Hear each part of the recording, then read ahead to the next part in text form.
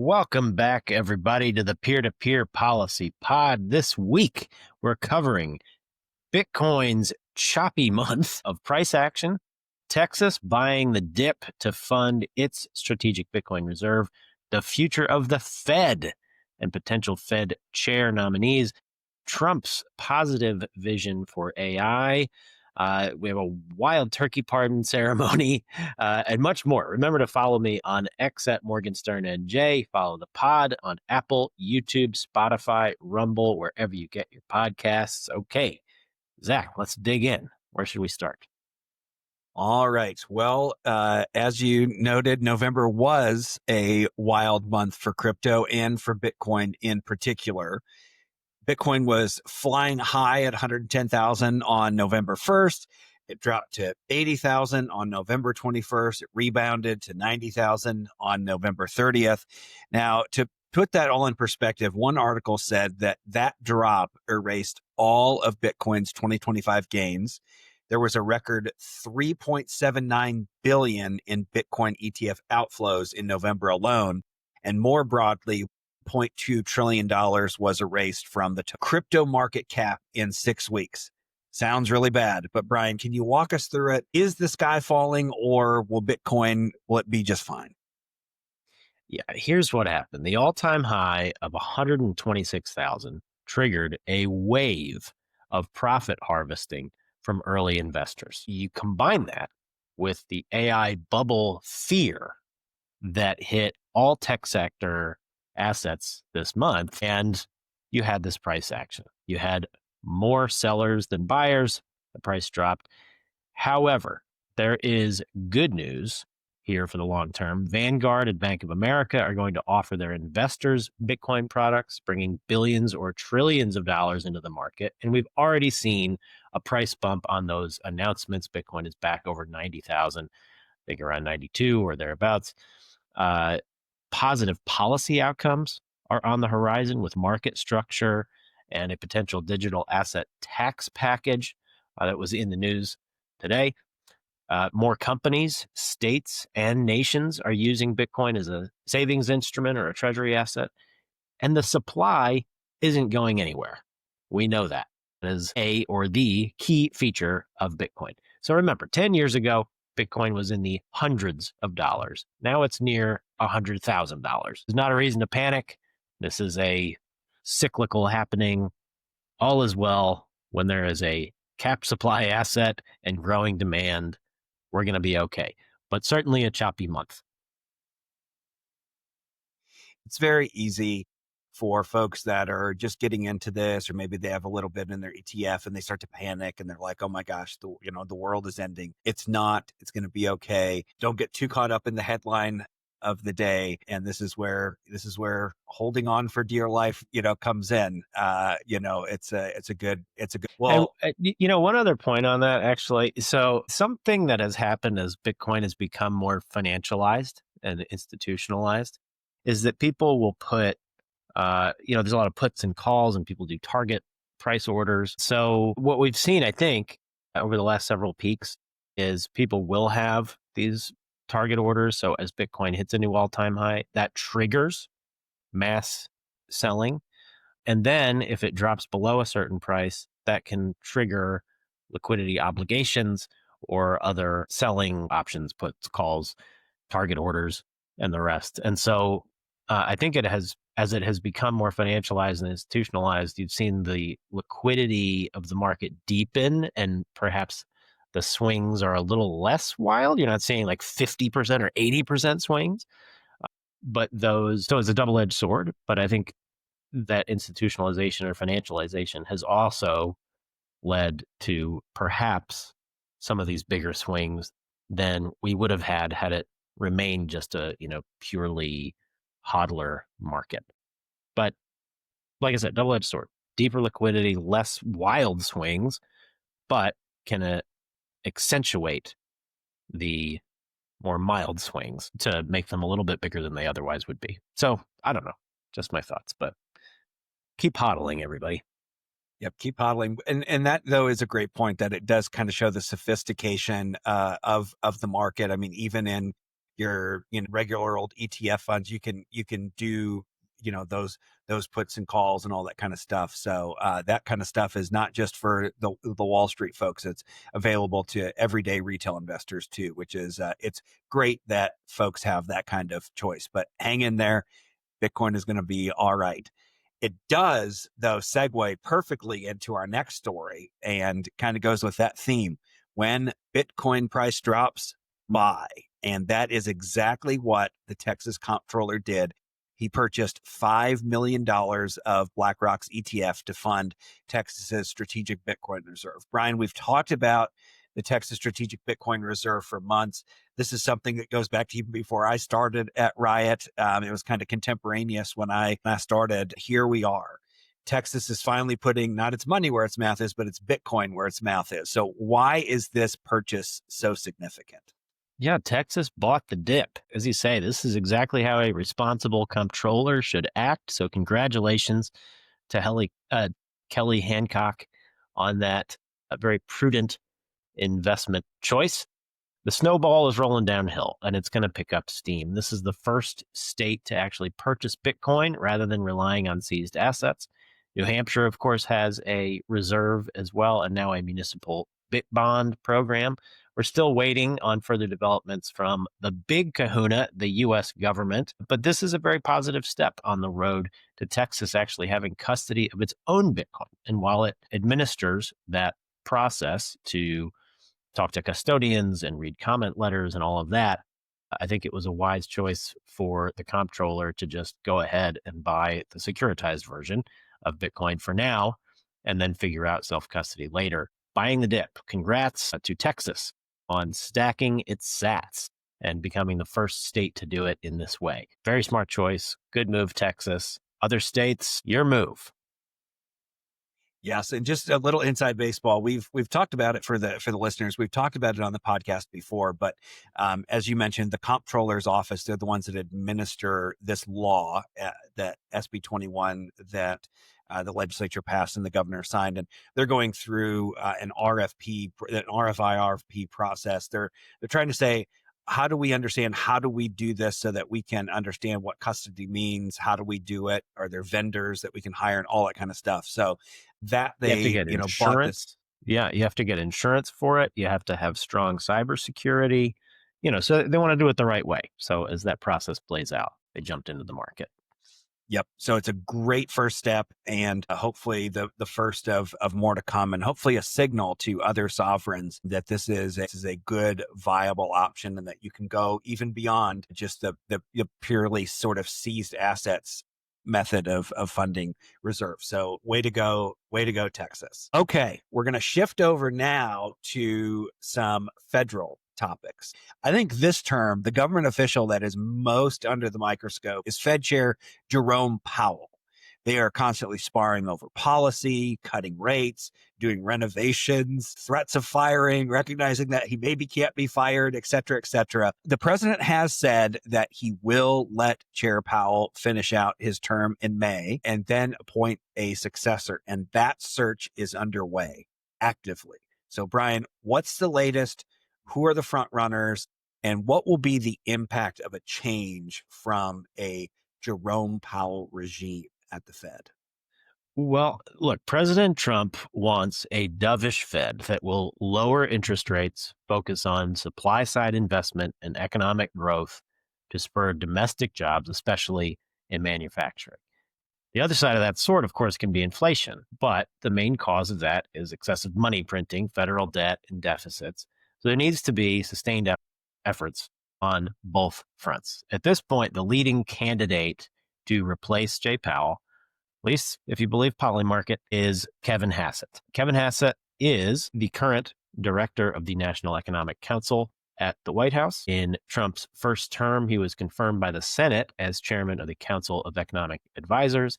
He has a PhD in economics from Penn and was an economist at the Fed in the 90s. His recent comments in the press have focused on, wait for it, affordability of mortgages and car loans in particular. This is important because one of the leading causes of our affordability problems is the cost of housing relative to incomes. It's also the issue the president has the least control over because housing is inherently a local issue, except for interest rates. So it makes sense that Kevin Hassett's been making such comments. I do want to caution people, however, Trump loves to be unpredictable and no decision is final until it's final. I was there during the Supreme Court sweepstakes in 2020. We kept everything very close to the vest and threw out some misdirection throughout the process regarding other potential candidates, even though it really kind of was Amy Coney Barrett for that seat all along. But the tea leaves today suggest Hassett because he is both a reliable supply side dove with both loyalty to the president and confirmability in the Senate. He's a trusted economist who is a known commodity, has been for decades around Washington, known as a smart, optimistic person. So he is the leader in the sweepstakes in Fed apprentice right now. Some other possible candidates, former Fed Governor Kevin Warsh. I believe the president likes him a lot, so he could be a dark horse. Current Fed governors Chris Waller and Mickey Bowman, both respected and well liked. And then recently emerging has been BlackRock executive Rick Reeder or Ryder. I'm not sure how to correctly pronounce that.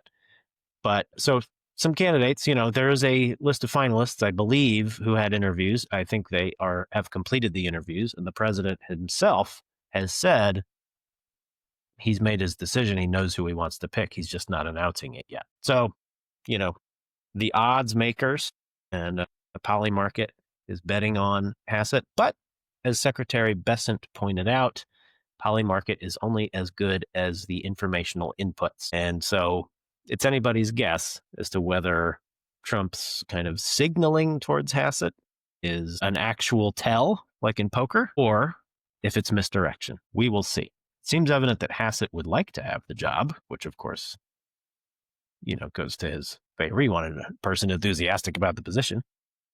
But we'll see. This will have big implications for the economy. There is some hand wringing going on amongst Wall Street. I saw some reporting coming out that people want the Fed to be viewed as totally independent and apolitical. That, of course, is a farce, in my opinion. The Fed has always had political tendencies. It is part of the DC establishment in a special way because it is made up of cloistered academics, which I've tweeted before, who have pretty bad instincts and even worse data inputs.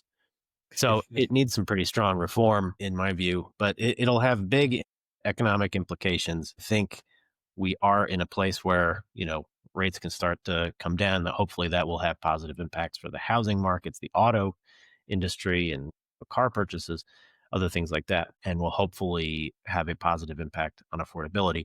Of course, that other side of the coin is the inflation question. But if we could have lower rates and lower government spending, then we could be in for a pretty bullish 2026. We will see. I don't know. What are your thoughts?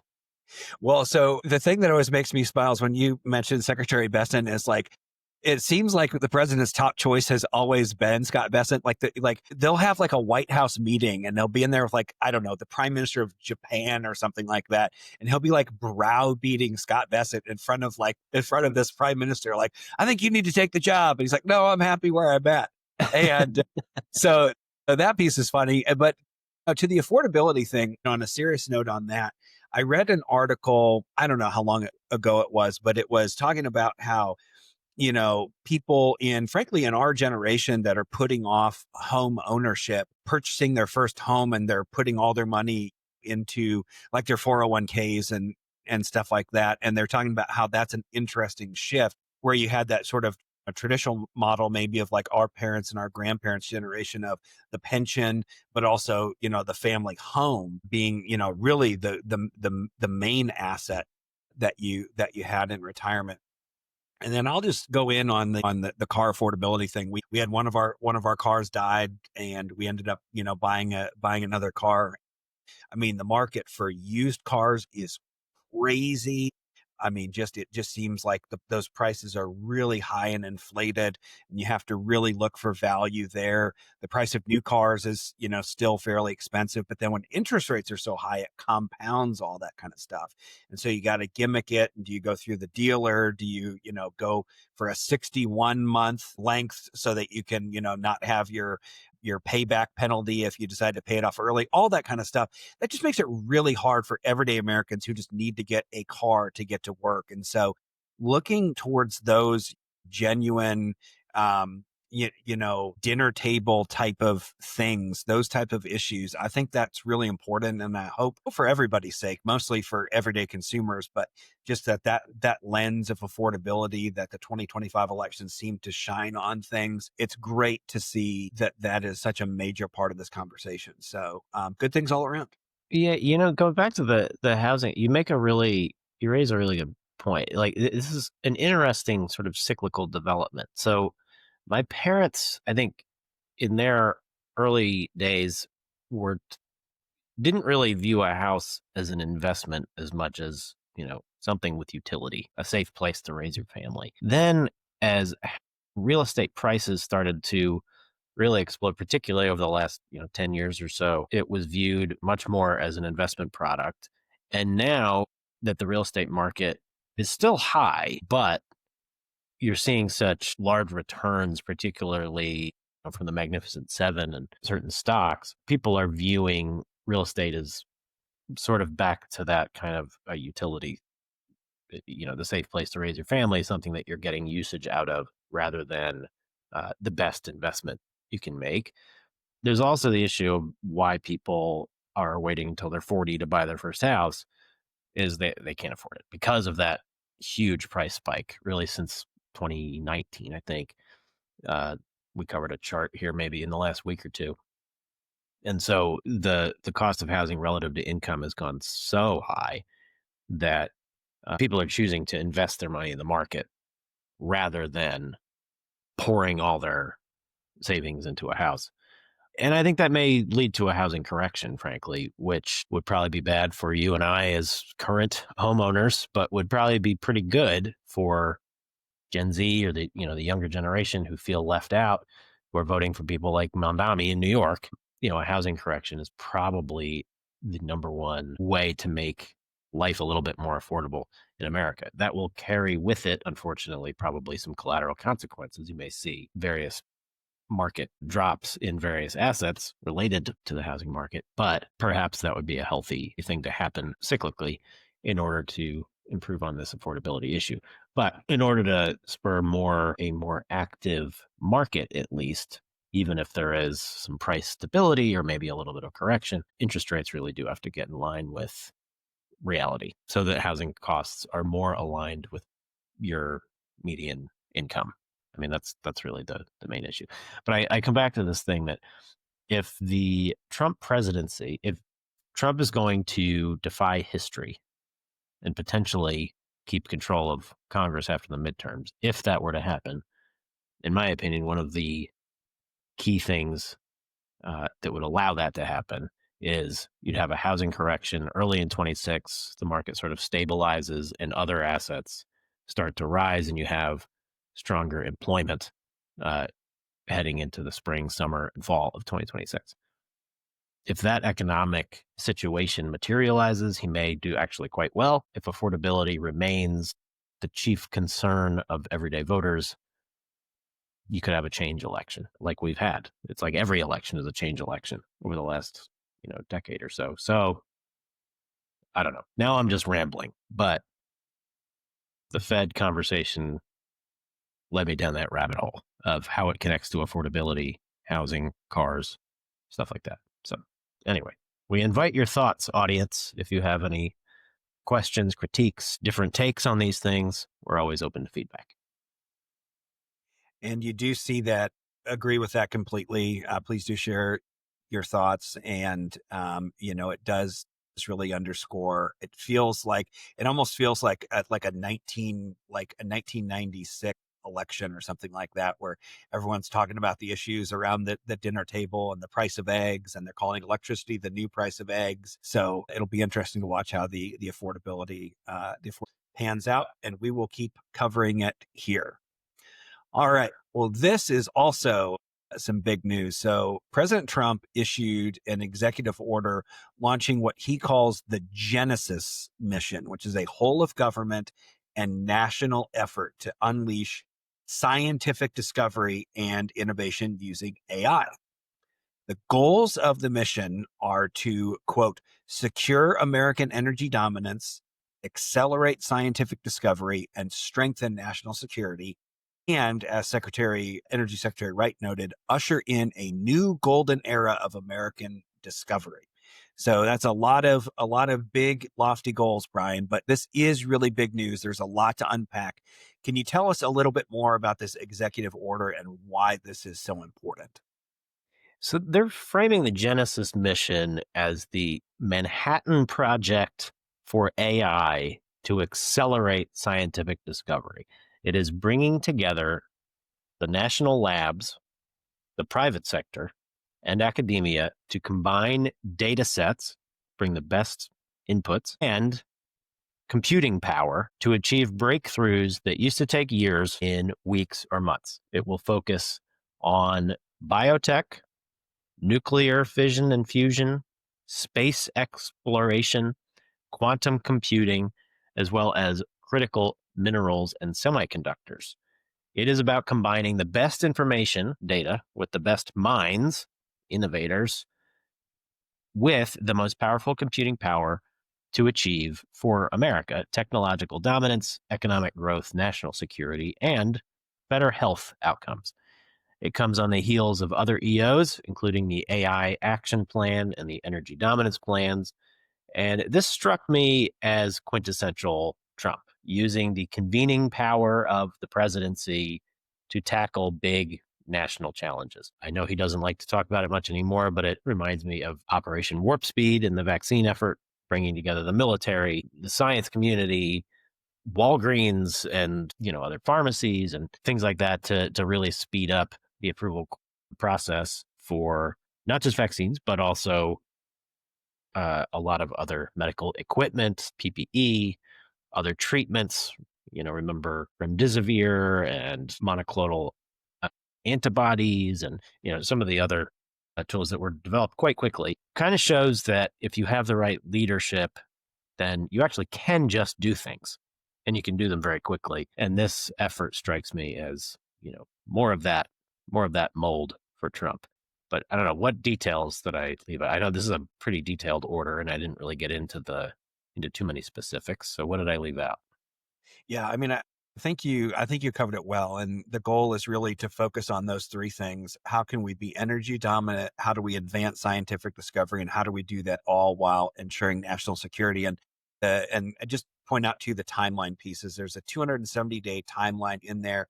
There's various sort of, pit stops along the way, but the goal is to identify a list of significant national challenges and start to address them by August of next year. And so this is going to take time to sort of build out this platform.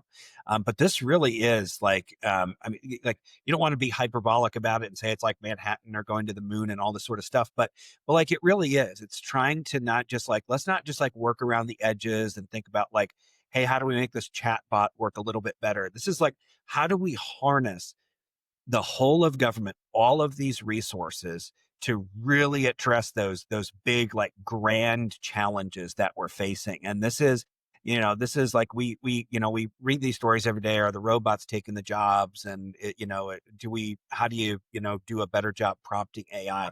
This is like solving drug discovery. This is trying to cure diseases. This is really, really big, lofty stuff. Maybe it works, maybe it doesn't. Maybe we find, the cure for Alzheimer's or dementia or cancer, but that effort need not stop. And this narrative that the Trump administration is so anti-science and they're cutting all the health funding and they want everybody with HIV to die, all this sort of stuff is just nonsense. This is the most concerted effort of these resources to solve these grand challenges probably in history. And that should not be lost on people how big of a deal this is. And I hope, for the sake of humanity, I hope it's successful. I hope they take big swings and in science. sometimes you win and sometimes you strike out, but striking out helps you, find that next step forward. So this is really big news, and I hope it's not lost on the audience. What was the Edison quote when he had tried, what was it, 270 different ways before he finally invented the light bulb? And somebody was kind of needling him about it. And he said, no, I just found 270 ways not to make a light bulb. I think Um, it's like Nicolas Cage. That's when you said that, my mind literally went to Nicolas Cage in National Treasure when he quoted that. He's like, I found 270 ways not to make a light bulb, but that's true. yeah. That is true. Well, Well, look, the science TM, has, don't question the science. Science is questioning. That is the entire yes, point of science, is developing a hypothesis and then testing it. But anyway, I'll get off my soapbox. We can talk yes, about more I fun know. things. Well, it always like that I wonder if it's more of like a linguistics or a logical thing, but it always bothered me when people would talk about like scientific consensus or something like that, particularly going back to the climate change days. But all of that to say, tune in. We will follow this story. We'll follow the progress of the Genesis mission, and we'll see. We'll keep following it and report on any findings that they have. All right. So for our next segment, we'll head over. We'll get out of the substance and we'll go to the fun. We'll do a game called "What's the Headline?" I'll provide the context of an actual news story, and then we'll each supply a made up headline. Now, caution to our viewers, both of these stories are about animals, and please know no animals were harmed in the making of these segments. So, story number one. So, every year since 1989, presidents have pardoned Thanksgiving turkeys. But even though they've done that since 1989, the tradition sort of goes back to Abraham Lincoln in the 1860s, John F. Kennedy in the 60s as well, sort of pardoned a turkey. So President Trump, he pardoned two turkeys this year, Waddle and Gobble. Great names. So, of course, what would a turkey pardon ceremony be without some additional commentary from the president? He joked about sending them to a prison in El Salvador instead. He said that they should be renamed after Chuck Schumer and Nancy Pelosi. But then he said, I would never pardon them. Of course. And then, right after that, then he pardoned the congressman from Texas, Henry Cuellar. But Nancy Pelosi and Chuck Schumer, you're off the list. So then he said the turkeys pardoned last year were illegally pardoned by Joe Biden's auto pen. Caroline Leavitt got one to gobble on command. I mean, this is a classic, wide-ranging Trump presser that came from this, lovely turkey pardon ceremony. So, Brian, after all that, what's the headline? Trump pardons the turkeys because they did nothing wrong. It was a deep state witch hunt. And I need to get like a tweet or a Truth Social post with just witch hunt and like 10 Yes. explanation points. And him doing the thing with his hands and all that stuff. That is perfect. Well, for my headline, I said Trump pardons turkeys, claims they know more about the Epstein files.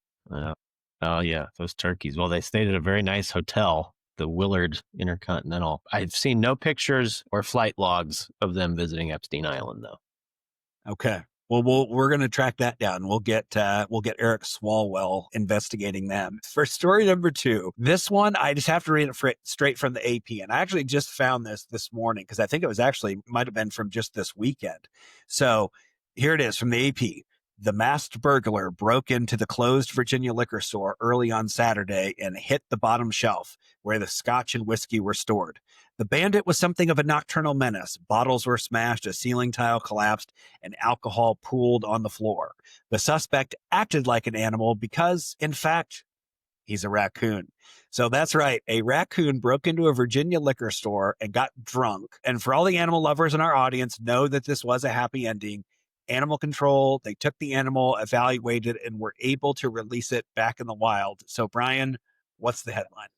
I love this story so much.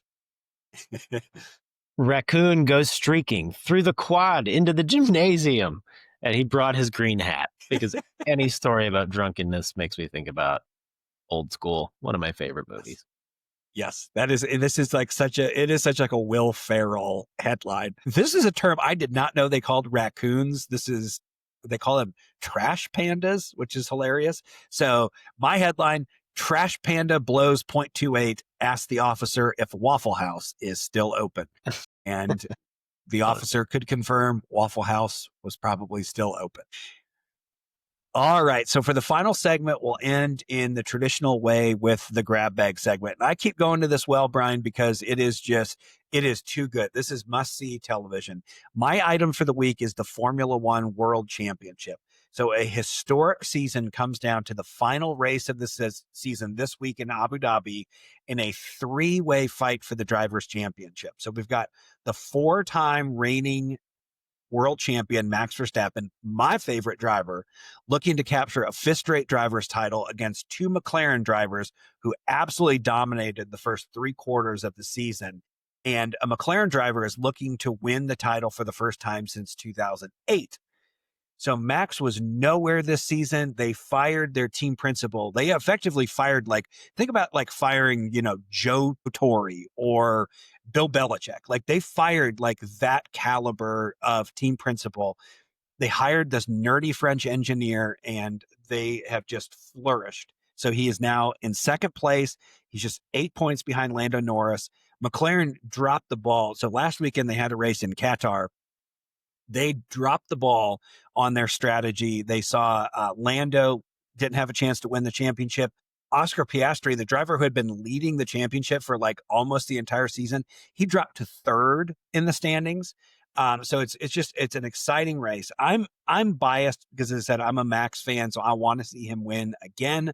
But if he doesn't, I am an anybody but Lando kind of guy. So I'm cheering for Oscar Piastri to pull off a crazy upset. Regardless, it's going to be an exciting weekend. It's so exciting to have the season come down to the wire and be decided in the final race of the season, just like it was back in either 2020 or 2021 when Max won his first championship. It came down to the final race. So it's very exciting, and I will be watching this weekend. Very cool. Well, your enthusiasm is infectious. Maybe I need to start watching Formula One now. I don't know. I just know the events are very expensive. They're very expensive. Did go to the race at the Circuit of the Americas. Surprisingly affordable if you sit with, the peasants on the hill. It's amazing. It is so exciting. The personalities. They have a Netflix series that everyone should watch, Drive to Survive. That's how I got into it. So anyways, it's exciting. So I'm glad it's infectious through the screen. Cool. Well, my grab bag item this week is the SEC Championship coming up this weekend. I went to Georgetown undergrad, and our basketball team has been struggling in recent years. And so I need my sports fix. So I was lucky enough to marry into a Georgia Bulldog family. So I am a Georgia fan by marriage, and they are back in the SEC Championship game against Alabama. Feels like it's Georgia, Alabama every year. It's good to be an SEC fan. It's good to be a Georgia fan. Their one loss, the Bulldogs' one loss this year was to Alabama by 3 points. So they're getting their rematch in the SEC Championship. I suspect both of these teams will likely end up in the college football playoff one way or another, assuming it's at least a good game. But that will be very exciting. With these two teams playing, it is always bare knuckled. It's always crazy because Kirby Smart, of course, was an assistant coach for Nick Saban way back in the day.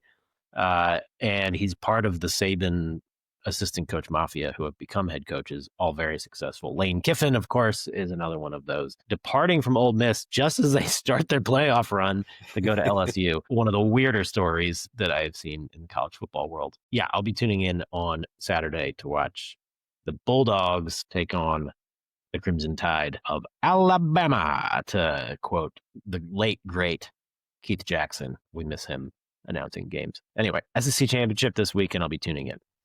Okay, so we got good sports coming up to watch, and we can see how those things go and update on our next episode. But that is all for us this week. Thanks, everybody, for joining. I think in the future, we'll get into maybe some more energy issues and stuff. We had a lot of market-related updates this week. We'll see where things head. But thanks for joining us. Remember to follow me on X at MorgansternNJ. Like and subscribe to the pod on Apple, YouTube, Spotify, Rumble, wherever you get your pods. And we will see you all next time for another episode of the Peer-to-Peer Policy Pod. Thanks very much, everybody.